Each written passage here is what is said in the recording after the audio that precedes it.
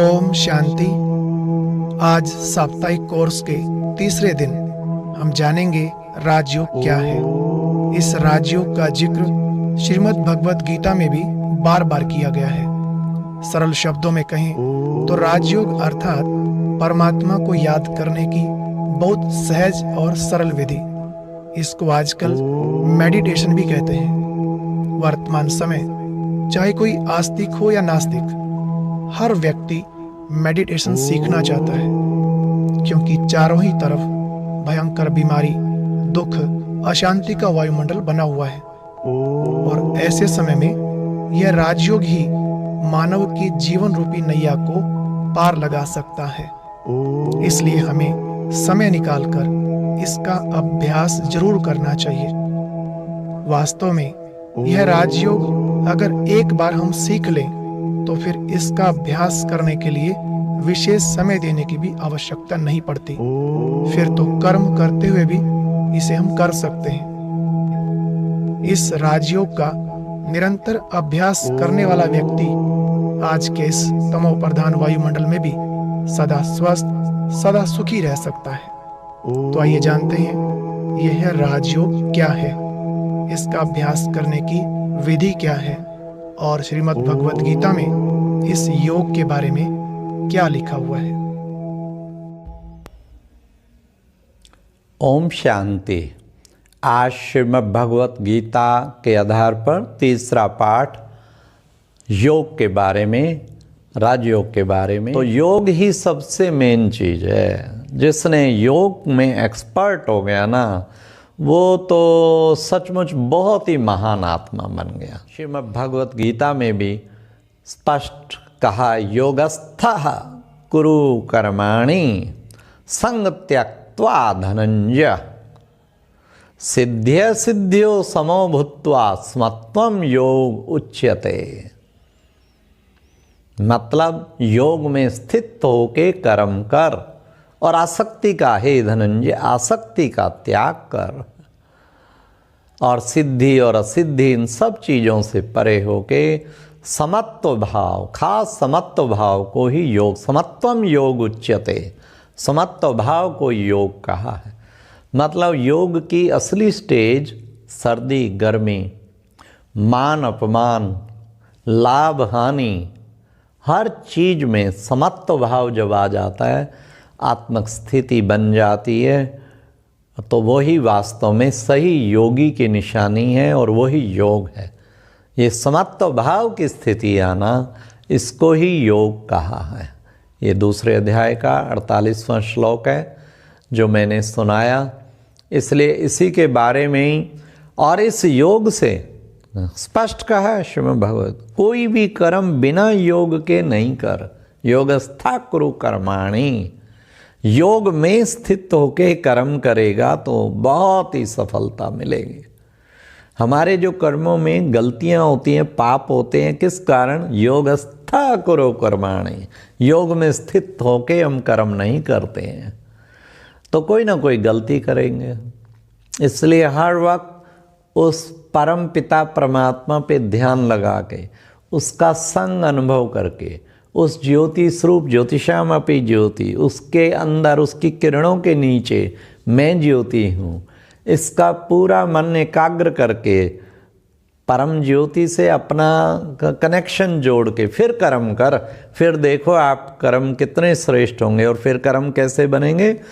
बुद्धि युक्तो जहातिया उमे सुकृत दुष्कृते, ये दूसरे अध्याय का 50वां श्लोक। तस्मादो याय युनस्य योगा कर्मशु कौशलम। तो देखो उसमें कितना स्पष्ट कहा, योगा कर्मसु कौशलम। तो योग में स्थित होके जो भी कर्म करेगा ना, वो कुशल होंगे। योगा कर्मसु कौशलम।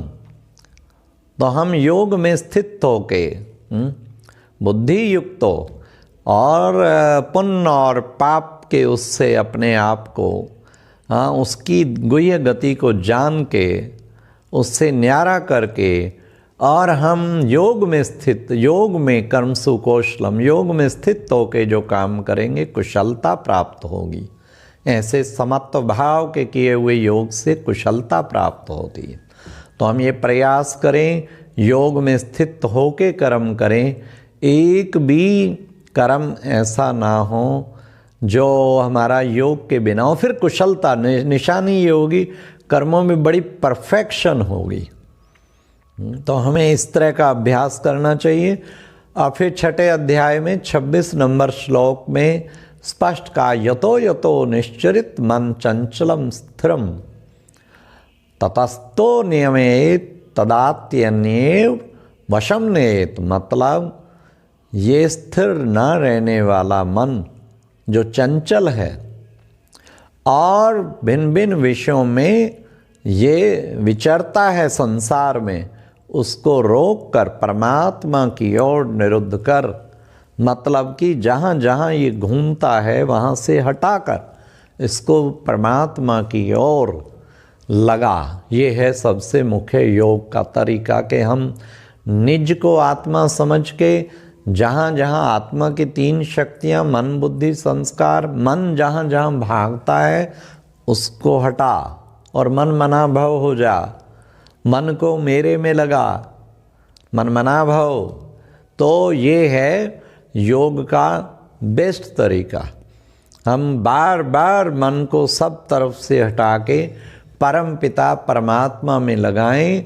ये दिन भर हमें अभ्यास करना। मन जाएगा फिर हटा के फिर लगा। कहते हैं ना, बुलिया रब दा की पाना, इधरों पुटना तो इधरों लाना। मतलब कि सब तरफ से मन को हटा के परम पिता परमात्मा की ओर लगाना, यही योग की सबसे बड़ी कमाल है। तो इस तरह हमें योग करना चाहिए। निज को आत्मा समझ के परमात्मा के ज्योति स्वरूप पे ध्यान टिकाएं और बार बार उसके गुणों को याद करें। कैसे वो शांति का सागर है, आनंद का सागर है, प्रेम का सागर है, सर्व गुणों का भंडार है। उसको याद करें कितना पवित्र है। तो बस वो ओझल ना हो। फिर मन, आपका मन रूपी आँख से, इन नेत्रों से तो दिखाई नहीं देता। श्रीमद् भगवत गीता में भी कहा दिव्य चक्षु इसके लिए चाहिए। तो दिव्य चक्षु के द्वारा देखना है। दिव्य चक्षु माना ज्ञान के चक्षु से विजुअलाइज करेंगे तो ज्ञान का चक्षु है ना ये भी। तो उसको हम याद करेंगे, उससे बुद्धि योग बिल्कुल परमात्मा से लग जाएगा और मन बड़ा शांत और शीतल हो जाएगा। इसी पर छठे अध्याय में 27वें श्लोक में कहा है, प्रशांत मनसम हेनम योगिनम सुखम उत्तमम उपैति शांत रजसम ब्रह्मभूत कलमशम। मतलब कि जो योगी शांत मन वाला है और साथ में उसका रजोगुण भी शांत हो चुका है और पाप रहित है, ऐसा योगी जो ब्रह्मलोक निवासी परमात्मा से एक ही भाव स्थापन कर लेता है, उस पे ध्यान एकाग्र कर लेता है, ऐसे योगी को बेहद सुख की प्राप्ति होती है। तो कितना स्पष्ट ये बात कहा है कि हमें पाप रहित होना है। मन को पाप रहित, अगर पाप होंगे ना फिर योग कहाँ से टिकेगा। इसलिए योग की इच्छा रखने वाले को ये काम क्रोध लोभ मोह अहंकार इनसे थोड़ा परे हटाना चाहिए मन को। अगर किसी पाप में लिप्त हुआ तो योग कट हो जाएगा। पाप रहित मन शांत, तभी यहाँ पे ओम शांति अर्थात मैं आत्मा शांत स्वरूप हूँ, शांत मन वाला बन। और फिर ब्रह्मलोक में उस परम पिता परमात्मा पे हम अपना ध्यान एकाग्र करें, तो इसी को ही योग कहते हैं। इससे हमारा योग बहुत सही जा लगेगा। इस तरह फिर विशेष जो है उसके बाद भी फिर एक और श्लोक में युजनेवम, छठे अध्याय का 28वां श्लोक, युजनेवम सदात्मानं योगी विगत कलमशम सुखेन ब्रह्म संस्पृशमित्यंतम सुखम शनैतु। मतलब हमें क्या करना है कि विशेष छठे अध्याय के 28वें श्लोक में कहा है, युजनेवम सदात्मानं योगी विगत कलमशम सुखेन ब्रह्म संस्पश्मित्यंतम सुखम सुनैतु। मतलब हमें जो ऐसा योगी जो निरंतर आत्मा को, ऐसा पाप रहित योगी जो निरंतर आत्मा को परमात्मा में लगाता है, बार बार अभ्यास करता है, तो वो ऐसा पार ब्रह्म परमात्मा में पुनः पुनः अपना ध्यान लगाता है तो बेहद सुख की प्राप्ति करता है, सुख का अनुभूति करता है। तो हमें ऐसा योग का अभ्यास फिर आत्मा को परमात्मा में फिर लगाना, यही वास्तव में योग है। तो कैसे करना है? निज को आत्मा समझ के फिर परम पिता परमात्मा से कनेक्ट करना है। उसका तरीका क्या है? उसके गुणों को याद करें। हे परम पिता परमात्मा, हाँ देखेंगे श्रीमद् भगवत गीता में 701 श्लोक में मेजॉरिटी श्लोक में हर जगह भगवानोवाच, परमेश्वरोवाच, 21 श्लोक में ईश्वरवाच और जो है लोक महेश्वरवाच। तो वो मतलब उसी ईश्वर परमेश्वर, हाँ श्री भगवान वाच तो सभी श्लोक में है। तो श्री भगवान बोले तो वास्तव में वो एक जो ज्योतिषम अपि ज्योति, ज्योति स्वरूप परम पिता परमात्मा है, उस पर ध्यान लगाने की बात है। उस पे ध्यान अगर हम लगा देते हैं तो हमारी योग में बहुत सफलता मिलती है। तो निज को आत्मा समझ के परम पिता परमात्मा पे सारा दिन योग लगाना है। योग माना ही जोड़, 2 और 2 का जोड़, आत्मा का परमात्मा से मिलन। तो हमेशा क्या करना है? जैसे कि ऐसा अनुभव करना है उसकी किरणों के नीचे कुछ विजुलाइज करें। जैसे ना मैं अभी कहूँ, देखो आपके घर में ड्राइंग रूम में आप बैठे हैं, आपकी मिसेज चाय लेके आई, अब आप सुन रहे हैं, वैसा वैसा विजुलाइज करते हैं तो देख लेते हैं। और चाय पीते आपको बड़ा आनंद आ गया, एनर्जी आई, तो आप विजुलाइज करते हैं। इसी तरीके वो फिर भी एक झूठी कल्पना, लेकिन ये सत्य है। सत्यम शिवम सुंदरम कहते हैं। शिव परमात्मा के लिए कोई संकल्प करता है तो सत्यम शिवम सुंदरम के पास पहुंच जाता है, वो उसको फिर वैसा ही अनुभव कराता है। तो पहले निज को आत्मा समझो, ज्योति स्वरूप, ज्योति बिंदु, धीरे धीरे धीरे फिर भूल जाएं शरीर को, फिर जैसे उड़ते हुए उस परम पिता परमात्मा के पास पहुंच जाएं और फिर उसकी किरणों के नीचे और उसके दिल से गुणगान करें कि हे परम पिता परमात्मा, आप कितने शांति के सागर हैं, आनंद के सागर हैं, प्रेम के सागर हैं, गुणों के भंडार हैं। मैं आपकी संतान हूँ, मैं आपका बच्चा हूँ, क्योंकि वो माता भी है, पिता भी है, बंधु भी है, सखा भी है। तो उससे भिन्न भिन्न संबंधों से याद करें तो उसको बहुत ही अच्छा आपका योग लगेगा। राजयोग का वैज्ञानिक पहलू। मैं एक राजयोग का वैज्ञानिक प्रमाण आपके सामने रखना चाहूँगा। राजयोग के द्वारा वैसे तो अनेक प्रकार के और अनेक फील्ड में, क्षेत्रों में उसकी उपयोगिता का लगभग 12 लाख राजयोगी भाई बहनों के द्वारा अनुभव किए गए हैं, परंतु फिर भी उनमें से जो वर्णनीय हैं, जैसे एक का माउंट आबू में हमारा कैड कैंप जो सैकड़ों बार लग चुका है, coronary artery disease, doctor Satish Gupta ji के अंतर्गत, उनके सुपरविजन के अंतर्गत, और इस कैड कैंप के chairman doctor APJ Abdul Kalam भी रहे।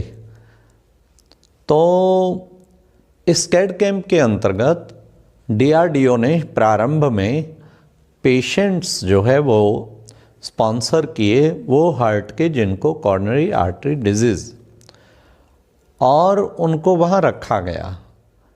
और 10-15 दिन के रखने से, या अब तो 1 सप्ताह का ही हो गया, 1 सप्ताह रखते हैं पेशेंट को, और उनको मेडिटेशन, डाइट चेंज, एक्सरसाइज और कुछ सुंदर सुंदर से प्रवचन, सप्ताह भर रखने के पश्चात एक अमेजिंग इस मेडिटेशन का, इस राज योगा का, इट्स वंडरफुल एंड सरप्राइजिंग कि उनकी जो आर्टरी ब्लॉकेज जो है वो क्लियर हो जाती। एंजियोग्राफी पहले करा के आते और बाद में एंजियोग्राफी कराते तो वो उसमें बहुत सुधार मिलता। और ख़ासकर ऐसे ऐसे पेशेंट रिकॉर्ड पर हैं जिनको मेजॉरिटी को डॉक्टर्स ने सजेस्ट किया था कि आप को बाईपास सर्जरी कराना होगा। तो जहां उस लाखों रुपया भी बचा उनका, और उन्होंने ये मेडिटेशन राजयोगा का प्रयोग किया और उसका रिजल्ट उनका आर्टरी ब्लॉकेज क्लियर हो गया। मैंने डॉक्टर सतीश गुप्ता से पूछा आपका कितना सक्सेस रेट है, तो उन्होंने बताया 99% सक्सेस रेट है। बाईपास सर्जरी कराने के बाद तो फिर दोबारा भी हो जाते हैं, जो उसको दोबारा बाईपास कराना पड़ता।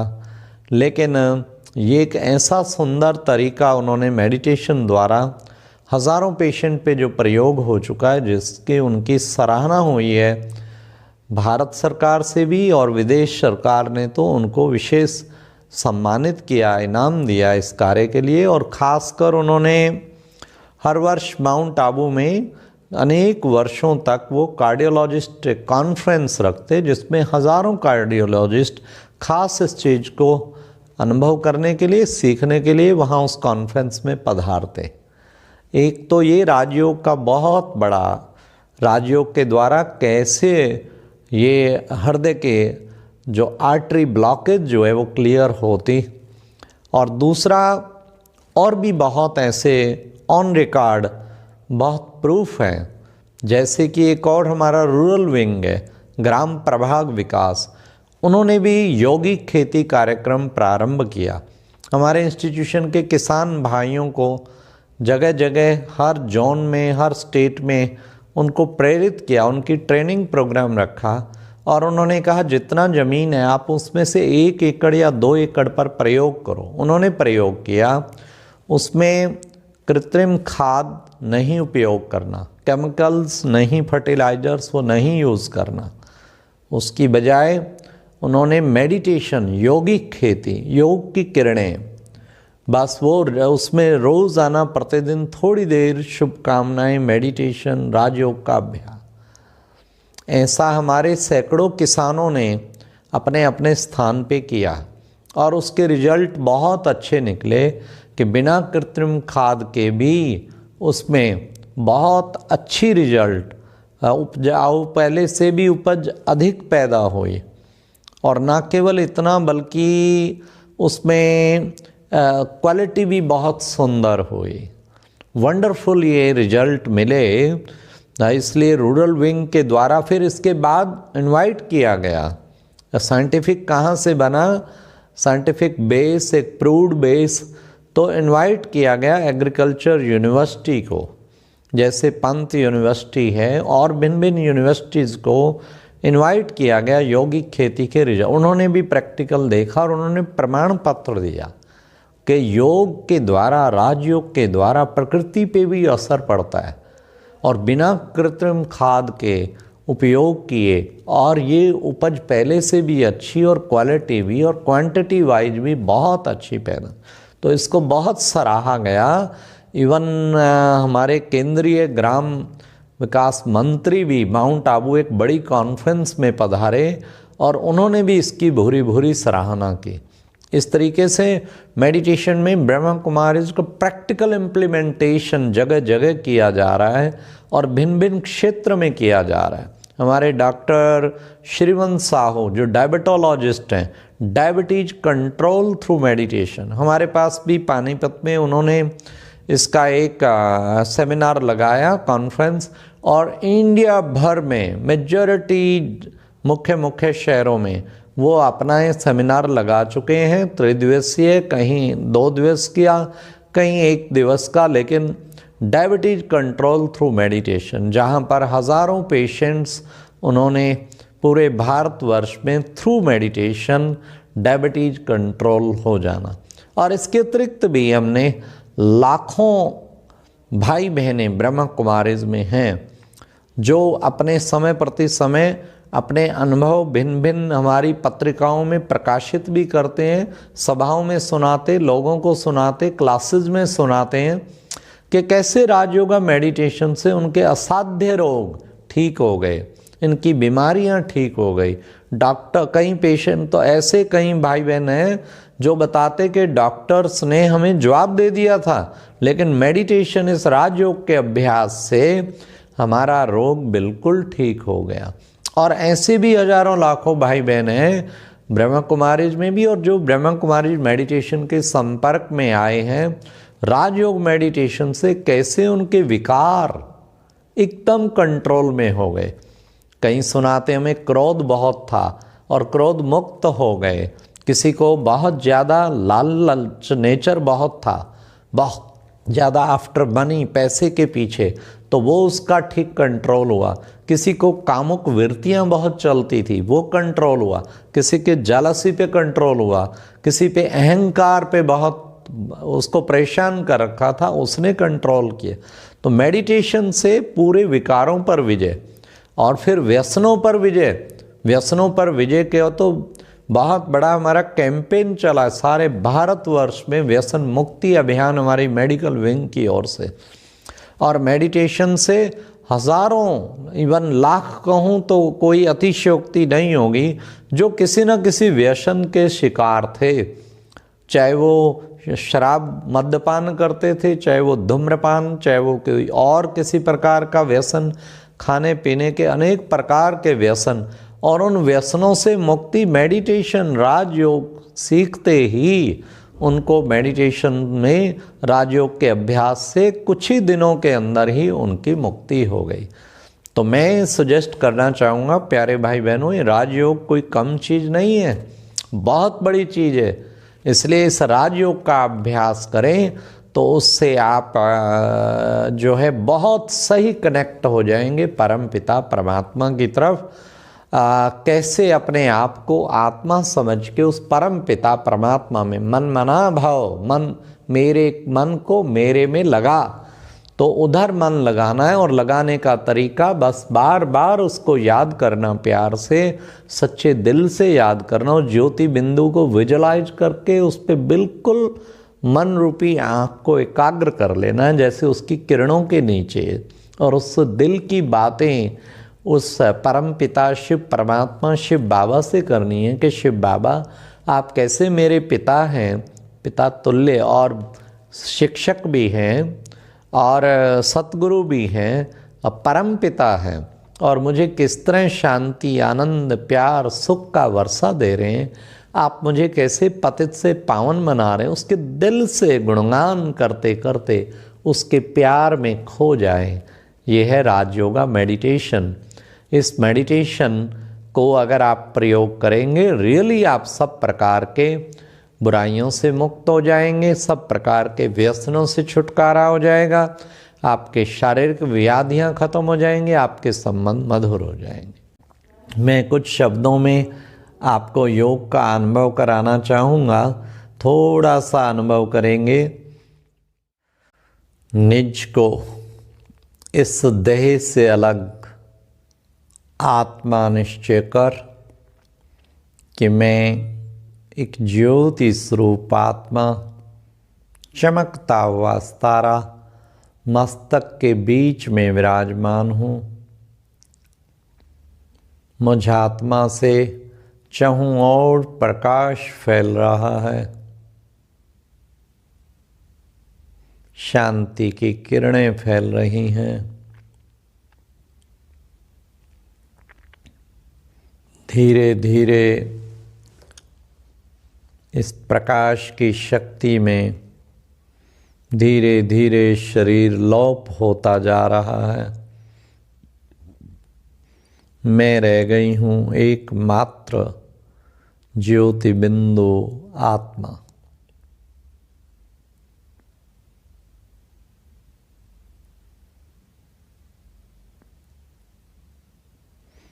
अब मैं आत्मा मन बुद्धि की शक्ति से उड़ती हुई उस ब्रह्मलोक की ओर जा रही हूँ, सूर्य चांद तारों के भी पार, बहुत दूर, इस धरती की आकर्षण से परे, उस परम प्रिय परम पिता परमात्मा के पास,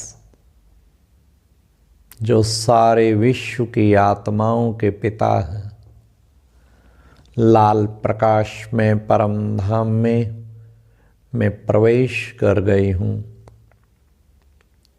और परम पिता परमात्मा ज्योति स्वरूप से,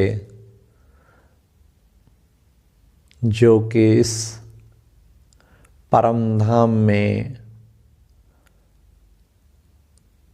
दिव्यमान विराजमान हैं, ठीक ऊपर में मैं उनके नीचे जाके स्थित हो गई हूँ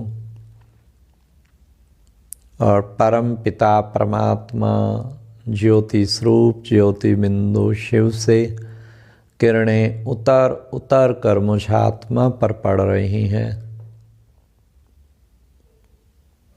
मेरा मन कितना शांत और शीतल हो गया है, शांत, अति शांत, शीतल।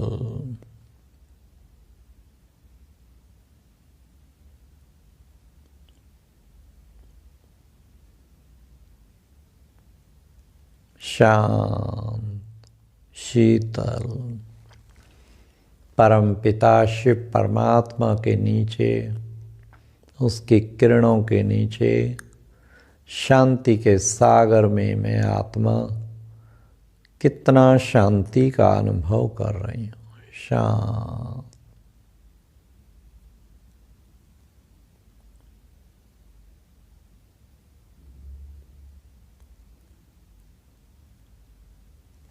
बेहद शांति को प्राप्त करके अब मैं आत्मा वापस अपने साकार लोक में आ रही हूँ और पुनः साकार शरीर में प्रविष्ट कर जाती। ओम शांति शांति शांति।